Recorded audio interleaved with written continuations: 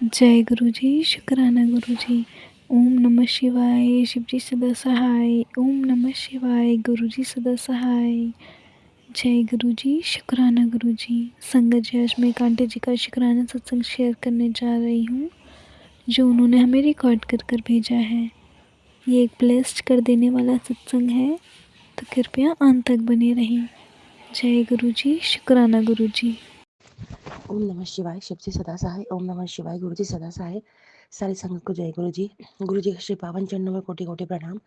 सबसे पहले मैं अपने पूरे गुरु परिवार से, नाथ रिश्तेदारों से, ब्रह्मांड के पूरे देवी देवताओं से, मेरी माँ कुलदेवी से, मेरे पुरखों पूर्वजों से, नीम करोली महाराज से और मेरे गुरु पिता से, मेरे बादशाह, मेरे शहनशाह से, मुझसे जो भी जाने अनजाने में गलती हुई है, भूल चूक हुई है, मैंने किसी का दिल दुखाया हो, दिल को ठेस पहुँचाई हो, कोई मेरे कारण रोया हो या कोई मेरे कारण दुखी हुआ हो, अपने गुरु जी के श्री वचनों पे ना चल के उनका दिल दुखाया हो, मेरी माँ कुलदेवी मुझसे नाराज हो या पुरखे पूर्वज नाराज हो, इन सब के लिए मैं तहे दिल से आप सबसे माफ़ी चाहती हूँ संगत जी।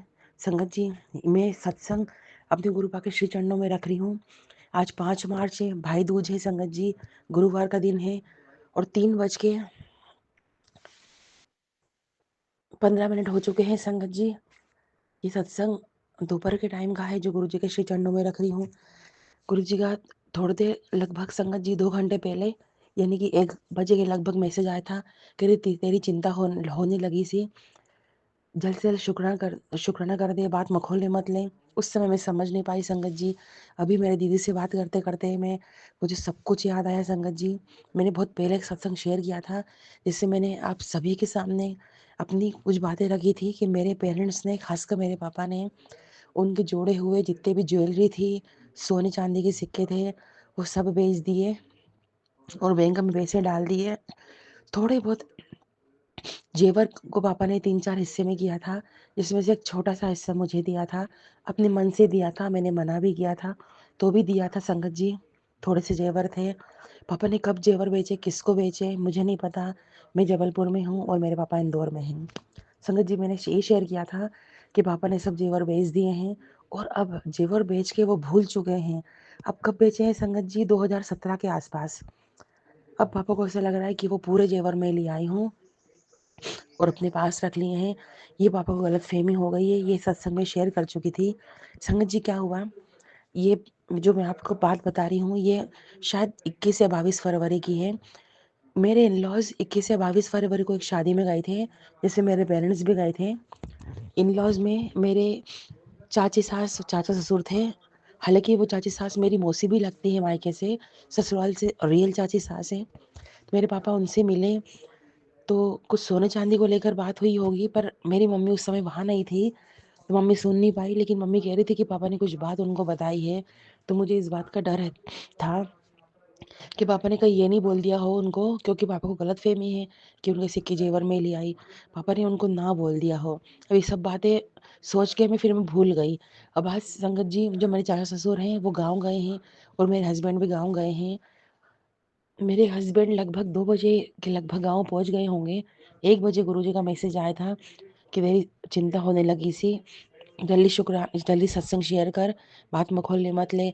हो सकता है कि पापा ने जो अटपटांग उनको मेरे बारे में बोला हो, वो बात मेरे चाचा ससुर मेरे हस्बैंड को बोल दें। क्योंकि जो पापा भूल गए हैं और जो गलतफ़हमी पापा को हो गई है, ये बात मैंने अपने हस्बैंड को नहीं बोली संगत जी। क्योंकि मेरा हस्बैंड इस लायक है ही नहीं कि मुझसे कुछ अपने दिल की बात, कोई परेशानी वाली बात, या किसी चीज़ से मैं दुखी हूँ या किसी चीज़ से मैं बहुत खुश हूँ तो मैं उनको बताऊँ। क्योंकि उनको मेरी दुःख से, मेरे तकलीफ़ से और मेरी खुशी से बिल्कुल मतलब नहीं है। बिल्कुल सत्य है संगत जी। हम लोगों की लाइफ़ एक पति-पत्नी की सिर्फ़ इतनी ही है कि मैं उनको खाना-पीना दे रही हूँ, जो एक पत्नी का धर्म है बस मैं वो कर रही हूँ। उसके अलावा मेरे लिए उनकी कोई अहमियत नहीं है। मेरे प्रति उनकी कोई ज़िम्मेदारी नहीं है, कुछ भी नहीं। मैं एक कीड़ा होता है, घर का कीड़ा, एक रेशम रेशम का कीड़ा होता है ना जो कमा कर देता है, मैं उनके लिए एक वो कीड़ा हूँ जो घर चला के दे रही हूँ। नहीं तो उनको मुझसे कोई मतलब नहीं है।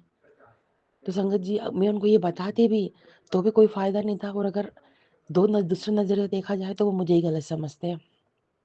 क्योंकि जिस लड़की का बाप ऐसा बोल रहा है कि ये मेरे जेवर ले गई, सिक्के ले गई, तो वो इंसान तो ये सोचेगा ना कि मेरी बीवी तो वैसी खराब है उनकी नज़र में, तो उनका पिता पिता सही है कि ऐसा कर सके जब पिता बोल रहा है।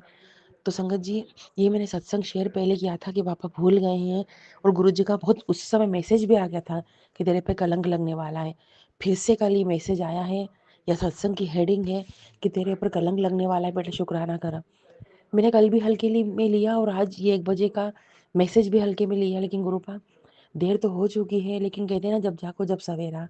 और गुरुपा आपको समझने में तो पुरानी संगत भी फेल हो गई, तो हम क्या है गुरुजी। जब वो नहीं समझ पाई तो मैं क्या समझूंगी। मैं वो मैसेज को नहीं समझ पाई, लेकिन अभी भी ऐसा लगता है गुरुजी कि थोड़ी सी राह कहीं ना कहीं बची होगी। तो गुरुपा अगर मेरे पिता ने अपनी नादानी में मेरी चाची सास और चाचा ससुर को कुछ गलत मेरे बारे में बोल दिया है, तो गुरुपा मेरे पति तक नहीं आए। वो जो उनने गलत बोला है वो आप तो सब कर सकते हैं, वो भी उनके दिमाग से भुलवा दीजिए, क्योंकि पापा का दिमाग फिरा हुआ है। मेरे पति तक इनमें से कोई बात नहीं आई, क्योंकि क्या कलंक लगेगा वो तो आप ही जानते हैं गुरुपा। मैं तो सोच के भी डर रही हूँ। तो मैं शुक्राना आपसे करती हूँ गुरुपा कि आपने मुझे पहले से आगाह किया, 2 दिन पहले से आगाह किया। आपने पहले से कहा कि कुछ होने वाला है, मैं नहीं समझ पाई।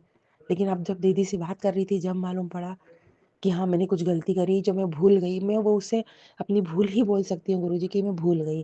प्लीज़ गुरुजी बिल्कुल भी उन तक बात नहीं है। आपसे दिल से अरदास करती हूँ और संगत जी से रिक्वेस्ट करती हूँ, संगत जी आज मेरा हो सके तो मैं ये सत्संग शेयर अपलोड कर दीजिएगा, क्योंकि मुझे ये डर है कि मैं कोई परेशानी में ना पड़ जाऊँ। और ये सोच के एक खुशी भी है कि सत्संग शेयर कर रही हूँ। हो सकता है कि इस सत्संग से किसी और संगत को भला होए, या किसी और के लिए भी सत्संग हो कि उन तक जाए, वो भी किसी इसे परेशानी में हो कि जो गलती उनने ना करी हो उसकी सज़ा भोग रही हो, तो वो भी इस परेशानी से निकल जाए। क्योंकि मैं इस टाइप की, गुरुजी आप जानते हैं कि जब मैंने अपनी प्रॉपर्टी ससुराल की त्याग दी, तो मुझे मेरे माँ बाप के प्रॉपर्टी से तो चवन्ने का मतलब नहीं है। धन दौलत से मुझे बिल्कुल भी मतलब नहीं रहा गुरुपा, क्योंकि मेरी धन दौलत तो बच्चे हैं, और कलयुग में अब ये भी समझ में आ गया गुरुपा कि वो भी मेरा साथ नहीं देंगे। तो मेरी तो धन दौलत, मेरी तो इज्जत, मेरी बरकत सब आप हो गुरुपा। आप मुझे मिल गए तो मैं ये नहीं कह रही हूँ कि सब मुझे मिल ही जाएगा। आप मुझे मिल गए तो मुझे और किसी चीज़ से मतलब ही नहीं है।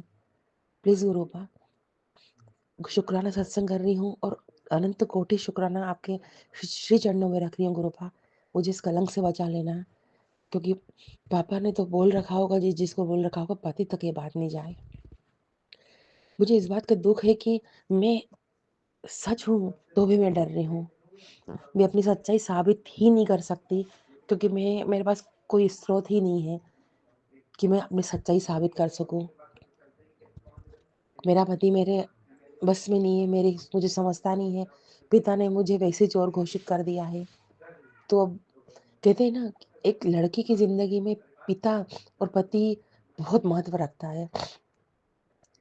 तो ये तो मेरे हाथ से छूटे हुए हैं। मैं इन लोगों के लिए एक तुच्छ जीवी, एक निर्दयी, एक बेकार का जीव हूँ, जो किसी काम का ही नहीं है। हालाँकि वो नहीं समझते कि मैं अपनी गुरु की बेटी हूँ। गुरु की बेटी अपने आप में बहुत गर्व की बात है, लेकिन फिर भी गुरुजी दुःख तो मुझे होता है कि ना पति समझता है, ना पिता। तो ये जीवन तो ऐसे ही हो गया, लेकिन इस बात का सुख है कि आपने बची हुई ज़िंदगी में हाथ थाम लिया गुरुपा। नहीं तो अपने को तो यही बोलती कि मैं तो बेकार ही हूँ, मेरी तो लाइफ ही बेकार है। मेरा तो अब जीना भी बेकार है। पर अनंत कोटि शुक्राना गुरुपा, लख-लख शुक्राना कि समय रहते आपने मुझे समझा दिया और सत्संग शेयर करवाया। और प्लीज़ संगत जी, फिर से मैं आपसे रिक्वेस्ट करती हूँ, मेरा सत्संग शेयर अपलोड कर दीजिएगा। और प्लीज़ संगत जी, आप भी और सभी संगत जी से रिक्वेस्ट है कि आप अरदास करिएगा कि ये कलंक मेरे माथे से हट जाए। मेरे पिता के सामने गुरुपा वो सारे कागज़ ला के रख दो, जो उनने जेवर बेचने में, सिक्के बेचने में, जो उनने जिसको बेचा, उसने जो कागज़ दिए होंगे वो उनके सामने लाके रख लो गुरुपा। तो उनको सच्चाई मालूम पड़ जाएगी। उनको जहाँ उनकी याददाश्त गई है, वहीं उनको याद दिला दो गुरुपा। कि मेरे पास उनके कोई सिक्के, कोई जायदाद नहीं है, कोई जेवर नहीं है। जो उनने आगे रख के दिया था वो ही है, वो भी उनने दिया था, मैंने नहीं माँगा था। और मैंने उस समय भी मना करा था कि इस पे मेरा हक नहीं है। प्लीज़ गुरुपा, सच्चाई ला के रख दो उनके सामने गुरुपा।